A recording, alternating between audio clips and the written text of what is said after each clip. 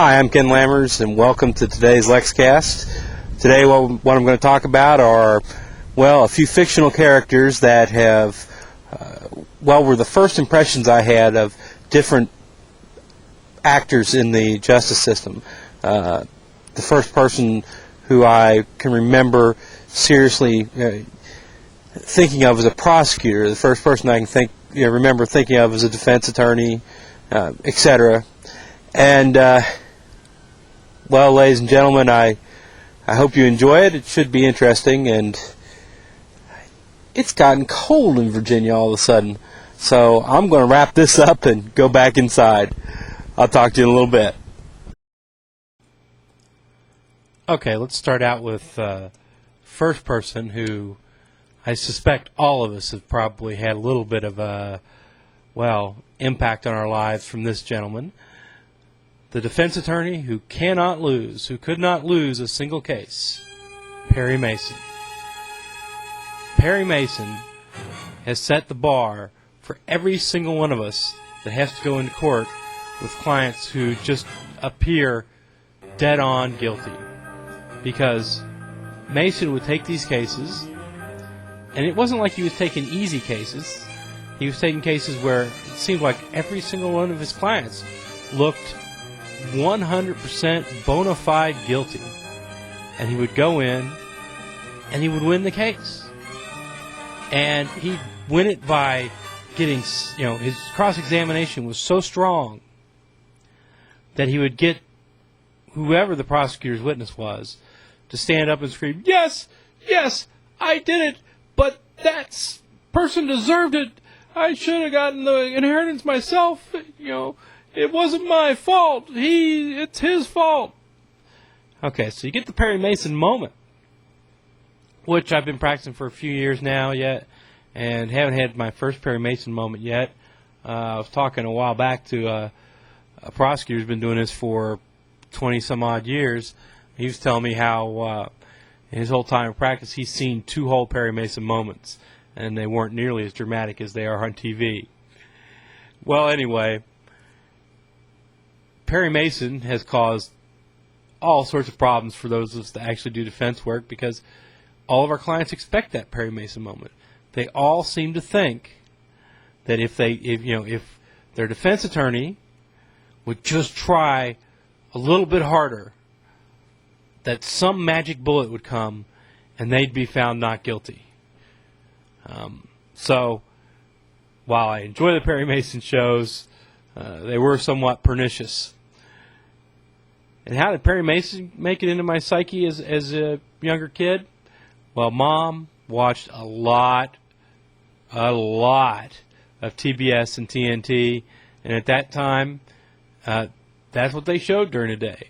Probably 2 or 3 times a day. Perry Mason, every day. A little bit later, picked up some Matlock, and when I got older, it turned into L.A. Law. But at that time, it was all about the Perry Mason. And so he's the one that made the first big impression upon me.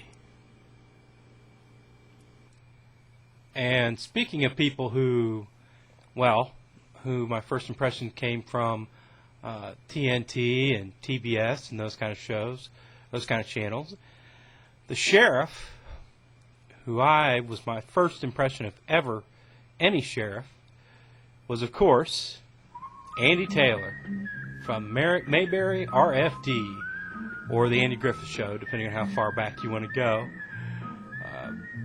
Good old small town sheriff, never even carried a pistol with him, which is, I guess not terribly unusual. Our local sheriff doesn't carry a pistol either, but then again, he's the political head of the sheriff's department, wearing a white shirt and usually surrounded by, if there was any kind of situation, probably be surrounded by a bunch of guys with brown shirts with more than one bullet, and who would not have that bullet in their shirt pocket. Anyway, Andy was the, your prototypical small town sheriff, trying to get along with his family, and I think week to week the worst problem he usually faced was, getting noticed sober and out. Heck, nowadays, at least in Virginia, I'm sure North Carolina is the same. If Otis was around, he'd probably be interdicted, and arrested every other week and sent to jail for months on end for drinking. Don't remember Otis ever driving in Mayberry, but I'm sure they'd catch him doing something, and find some way to send him away to prison forever on DUI too. But Andy was lucky enough to live in a time pre-MAD era, and kept his town in line. Matter of fact, even kind of went around checking on the moonshiners every once in a while, as I remember it. But I haven't seen Andy Taylor or any of these shows in years. And, well, while I'll admit they're kind of small town fun, I don't really expect to ever really go looking for Andy Griffith's show. But that doesn't mean my mom stopped watching it. I'm sure that if it's out there, probably on TV land nowadays, my mom's watching it. And that was my first impression of a sheriff.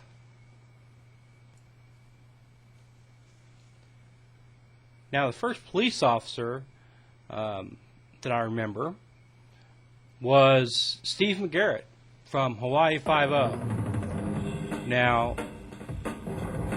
I probably remember this best of all because I just remember as a kid loving the theme music to it, and I used to watch it as a kid. I couldn't tell you one single episode synopsis now, but I loved it when I was younger. The kind of interesting thing about this is, as any of us who've been around a little bit know, that 5-0 from Hawaii 5-0 became street slang for, the police, which kind of tells you how popular and how powerful the show was.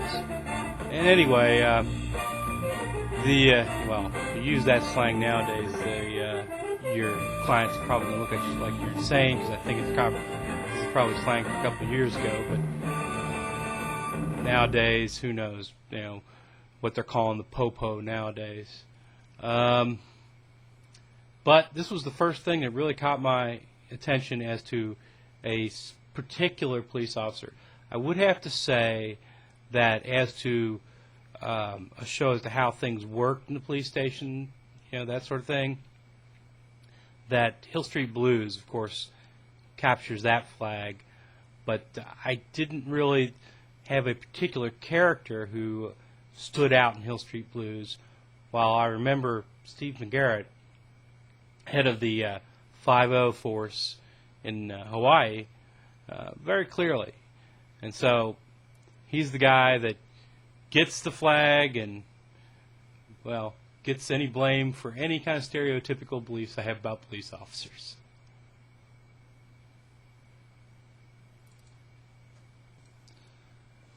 So then, who's the main baddie, the first criminal I remember from fiction? Well, of course I read comic books a lot as a kid, but none of those really kind of steps up, at least not to the level of the films. The guy who stands out, Edward G. Robinson. Now, I know, again, this comes from having watched a lot of TBS and TNT as a kid, although that might not really be true, because to be truthful with you, I can't remember watching Little Caesar. I know I'm sure I've seen it, but I just have always known that Edward G. Robinson was the bad guy. He was the criminal mastermind, the thug. He was the epitome of your mobster. I mean, I know Cagney and, some of those tried, but it just didn't quite get there. Edward G. Robinson just had everything about him which kind of said, I am the criminal. So, I'll leave it to y'all to look up and figure out why he got this reputation. But he is the prototype. Starting out with the first mobster film, I think, was his, Little Caesar. And everything built from there.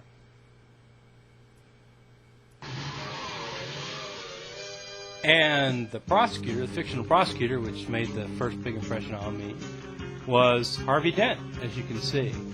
Now, for those of you who don't know who Harvey Dent is, and obviously, as I said before, I was a comic book reader as a kid, and Harvey Dent was also known as Two-Face, and he was one of the Batman's main enemies. But the kind of backstory on Harvey Dent was that Harvey was a hard-charging prosecutor who was really putting a bite on crime and going after all the mobsters in Gotham City. Well, of course, as anybody who knows anything about the Batman series, Gotham's a pretty nasty place.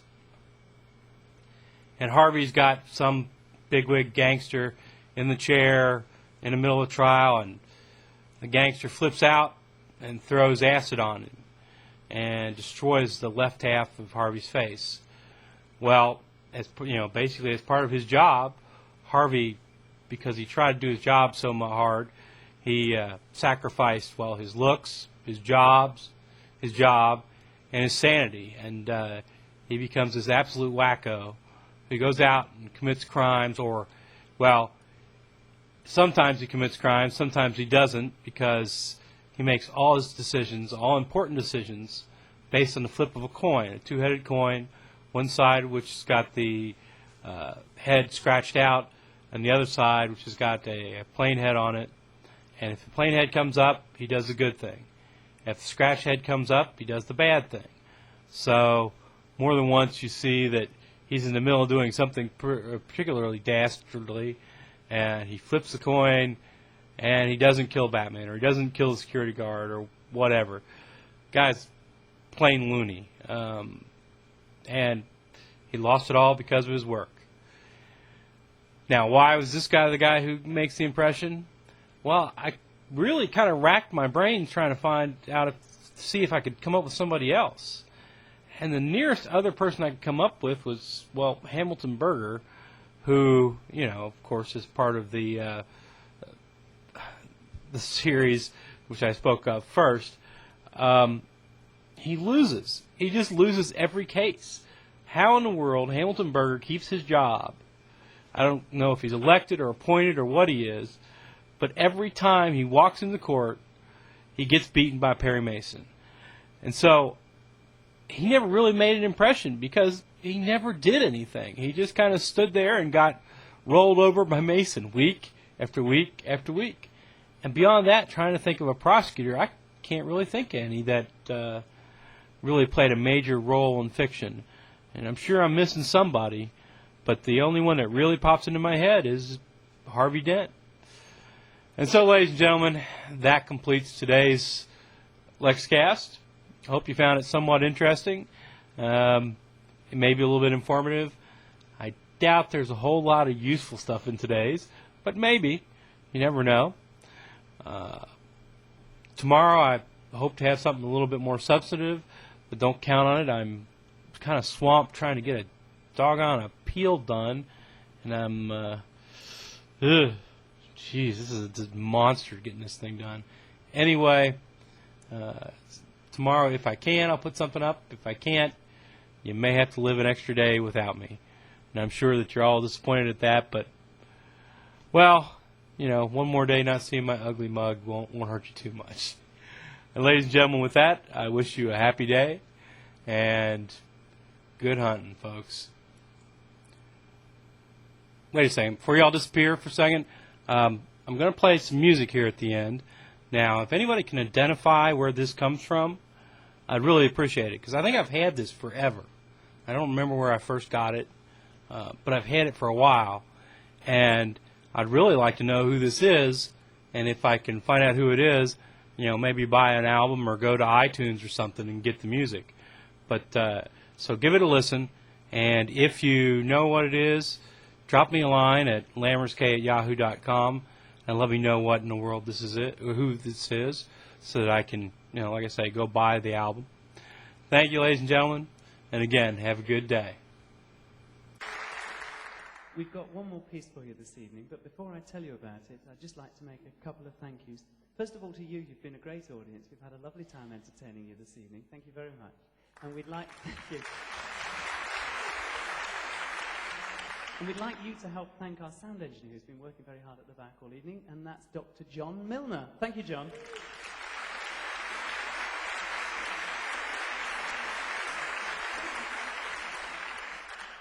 Now, this last piece was written by Tchaikovsky to celebrate the victory of the Russians over Napoleon in 1812, and it's called the 1812 Overture. You know it. Yeah. Right, well, we're doing one or two minor alterations this evening. First of all, I think you'll be relieved to know it isn't going to be as long as the original.